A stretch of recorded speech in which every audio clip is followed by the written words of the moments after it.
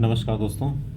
तृतीय श्रेणी अध्यापक भर्ती परीक्षा के संदर्भ में उत्कर्ष क्लासेस के माध्यम से जो मॉक टेस्ट का आयोजन किया गया था, उस मॉक टेस्ट में मनोविज्ञान के प्रथम लेवल में पूछे गए प्रश्नों के क्या जवाब होंगे, इसको लेकर के कई विद्यार्थी बार बार कमेंट कर रहे थे, तो उनकी उसके आंसर की एक बार मैं इसमें बता देता हूँ।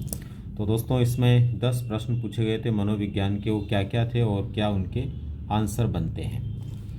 इसमें एक प्रश्न था दोस्तों, निम्नलिखित में से कौन सा विकल्प जो है शिक्षा मनोविज्ञान के क्षेत्र में सम्मिलित नहीं है।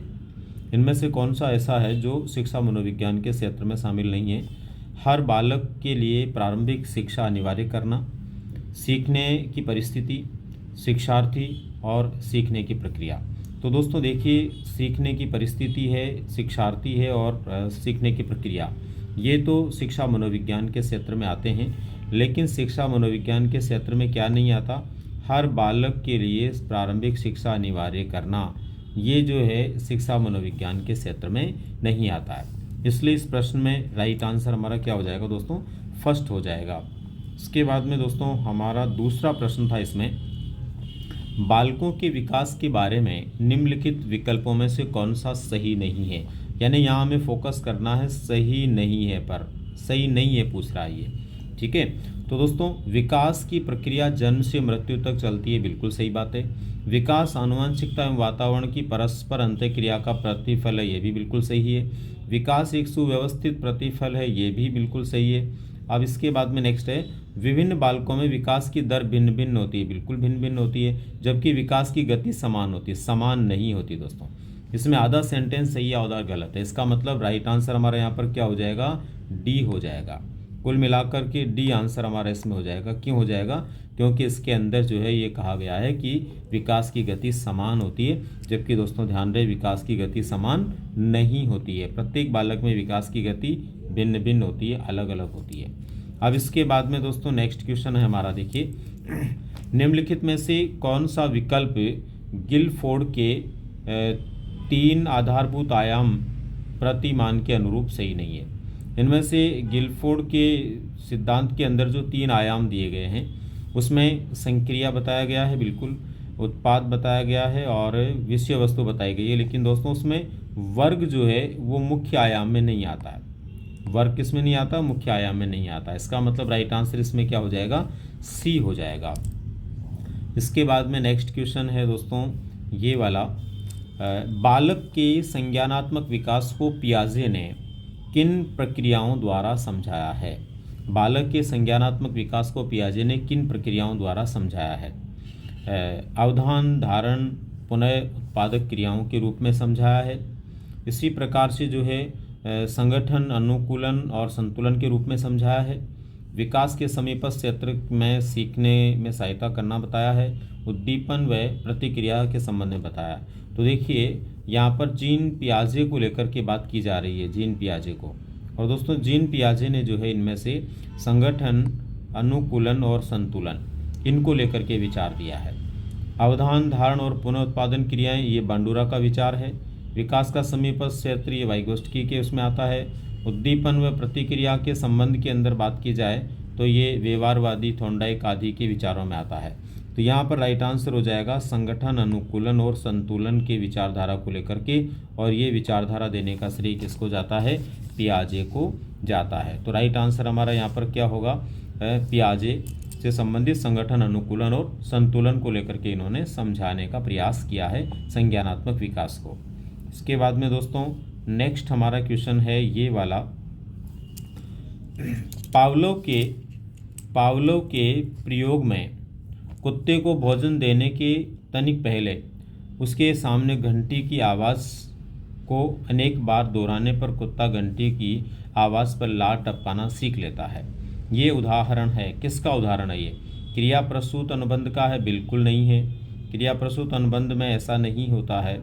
उसके अंदर जो है पहले क्रिया की जाती है, फिर उसके बाद में उसको उद्दीपक नज़र आता है। तो ये तो B.F. स्किनर का है, पावलोव का नहीं है। नैमित्तिक अनुबंधन भी जो है B.F. स्किनर का है। इसी प्रकार से शास्त्रीय अनुबंधन, बिल्कुल शास्त्रीय अनुबंधन एकदम ठीक है दोस्तों। शास्त्रीय अनुबंधन इसको कहते हैं हम, अनुकूलित अनुक्रिया भी जिसको हम कहते हैं, इसी को हम संबंध प्रत्यावर्तन भी कहते हैं। तो ये जो विचार है इसमें सी विकल्प सही है। और सी विकल्प किसका है? शास्त्रीय अनुबंध। ये पावलोव के सिद्धांत से जुड़ा हुआ है। तो दोस्तों ये 5 प्रश्न हुए। इसमें छठा प्रश्न है ये वाला, जब बालक सीधे दाएं हाथ से लिखना सीखता है तो यह कौशल का अधिगमांतरण उसे उल्टे बाएं हाथ से लिखने में सुगमता प्रदान करता है। यह सीधे हाथ से लिखने के कौशल का हस्तांतरण कहलाता है। यानी एक बालक सीधे हाथ से लिखता है और वह बालक बाएं हाथ से जो लिखता था उस क्षेत्र की सुगमता को प्राप्त करता है। कुल मिलाकर ये हुआ कि एक हाथ का स्थानांतरण दूसरे में हो रहा है। यानी एक पक्ष का अधिगम अंतरण जब दूसरे पक्ष में हो जाता है, एक पक्ष का कोई भी अधिगम से जुड़ा हुआ व्यवहार यदि व्यक्ति दूसरे क्षेत्र के अंदर उपयोग में ले आता है तो वो होता है दोस्तों द्विपार्श्विक अधिगम अंतरण। तो यहाँ पर दाएं का बाएं में जाए या बाएं का दाएं में जाए ऐसी स्थिति बनती है तो द्विपार्श्विक अधिगम अंतरण कहलाता है। तो राइट आंसर इसमें क्या हो जाएगा दोस्तों? बी हो जाएगा। इसके बाद में अगला प्रश्न था इसमें, निम्नलिखित में से कौन सा व्यवहार समूह बाल अपराधियों में प्राय देखा जाता है? निम्नलिखित में से कौन सा व्यवहार समूह प्राय बाल अपराधियों में देखा जाता है? बाल अपराधियों में कौन सा व्यवहार जो इसमें से देखा जाता है, कौन सा अपराध इसमें देखा जाता है? आक्रामक होना, उदंडी होना, विध्वंसकारी होना।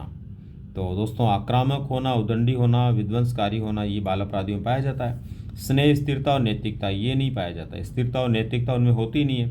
अगर स्नेह, स्थिरता, नैतिकता होती तो बाल अपराधी कैसे हो सकते थे? तो इसका मतलब ये नहीं होगा।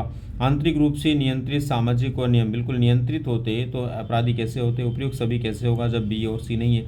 तो इसका मतलब राइट आंसर हो जाएगा हमारा ए। आक्रामक, उदंड, क्रोधी और विध्वंसकारी व्यवहार होता है दोस्तों किसका? बाल अपराधी लोगों का या बाल अपराधी बालकों का। इसके बाद में नेक्स्ट हमारा क्वेश्चन है ये वाला, व्यक्तित्व मापन में विषय आत्मबोधन परीक्षण। व्यक्तित्व मापन में विषय आत्मबोधन परीक्षण TAT का प्रयोग किस रूप में किया जाता है? TAT का जो प्रयोग किया जाता है वो किस रूप में किया जाता है? तो व्यक्तित्व परिसूची के रूप में किया जाता है, प्रश्नावली के रूप में किया जाता है, रेटिंग मापनी, प्रक्षेपी तकनीक। तो प्रक्षेपी तकनीक के रूप में किया जाता है दोस्तों। इसमें क्या होता है, TAT परीक्षण के अंदर ये प्रक्षेपी विधियों की श्रेणी में आती है। दरअसल इसके अंदर कुछ कार्ड होते हैं, उन कार्डों के ऊपर चित्र बने होते हैं। यानी कि इसमें 30 चित्रित कार्ड होते हैं मूल रूप से, इनके ऊपर जो है चित्र बने होते हैं और इनमें से प्रतिभागी को 20 कार्ड देकर के प्रत्येक कार्ड पर बने चित्र के आधार पर कहानी लिखवाते हैं, इन विचारों को आरोपित करवाते हैं। ज़रूरत पड़ने पर एक सादा कार्ड और देते हैं जिस पर उसको चित्र भी बनाना होता है और कहानी भी लिखनी होती है। तो इस तरह से प्रक्षेपी तकनीक के क्षेत्र में ये आता है। तो राइट आंसर हो जाएगा हमारा यहाँ पर डी।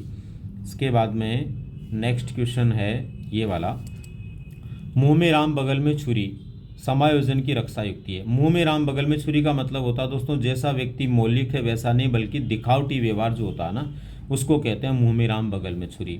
यानी मौलिकता से हट कर के कोई भी व्यवहार है, किसी भी व्यक्ति का मौलिक व्यवहार नहीं है, मौलिकता से हटकर व्यवहार जब होता है ना दोस्तों वो स्थिति क्या होती है? वो स्थिति होती है मुंह में राम बगल में छुरी की। और इसको हम बोलते हैं प्रतिक्रिया निर्माण। क्या बोला जाता है इसको? प्रतिक्रिया निर्माण बोला जाता है। तो राइट आंसर हमारा क्या हो जाएगा इसके अंदर? प्रतिक्रिया निर्माण, बी राइट आंसर हो जाएगा। इसको मनोरचन भी कहते हैं। अगर प्रतिक्रिया निर्माण नहीं आता मान लो परीक्षा में तो मनोरचन आ जाए तो भी वही बात है। ठीक है। और अब इसके बाद में नेक्स्ट और लास्ट क्वेश्चन था दोस्तों, इसमें संबंधन अभिप्रेरक एक उदाहरण है। संबंधन अभिप्रेरक एक उदाहरण है शारीरिक अभिप्रेरण का, अर्जित अभिप्रेरण का, जन्मजात अभिप्रेरण का और उपलब्धि अभिप्रेरण का। देखो संबंधन अभिप्रेरक दो तरह के होते हैं दोस्तों, एक होता है जैविक प्रकार के और एक होते हैं मनोसामाजिक प्रकार के। तो सीधी सीधी बात यह है, जैविक प्रकार के जो प्रेरक होते हैं वे आंतरिक प्रेरक होते हैं और जो प्रेरक मनोसामाजिक होते हैं वो अर्जित प्रेरक होते हैं। तो ये संबंधन है, इसके अलावा शक्ति है और उपलब्धि है। यानी संबंधन, शक्ति और उपलब्धि ये मनोसामाजिक में आते हैं, इसलिए यहाँ पर क्या हो जाएगा दोस्तों, इसका राइट आंसर बी हो जाएगा। अर्जित प्रेरक में आएंगे ये, किसमें आएंगे, अर्जित प्रेरक में आएंगे। तो राइट आंसर हो जाएगा हमारा यहाँ पर अर्जित प्रेरक। तो ये थे दोस्तों 10 प्रश्न जो उत्कर्ष क्लासेस के द्वारा आयोजित विशेष प्रकार के एक तरह से प्री रीट या रीट मेंस या थर्ड ग्रेड के लिए जो पेपर आयोजित हुआ था उसमें पूछे गए थे। धन्यवाद।